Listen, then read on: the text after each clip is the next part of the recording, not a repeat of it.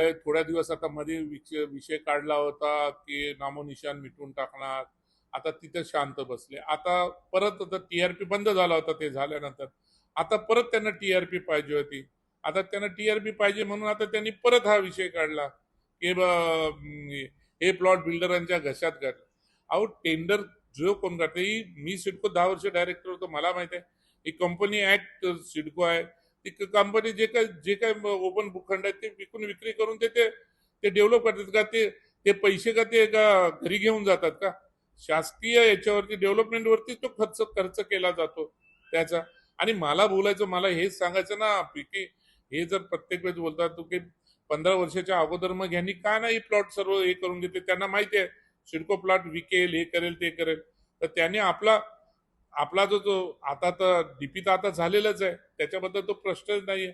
त्यावेळेस पण त्यांनी मागू शकले असते ना नगरविकास खात्याकडे जाऊन, हे प्लॉट आमच्या नगरपालिकेला द्या म्हणून. जे प्लॉट सिडकोने दिले तेच त्यांनी टेंडर काढून विकलेत, हिरानंदानीला विकलेत.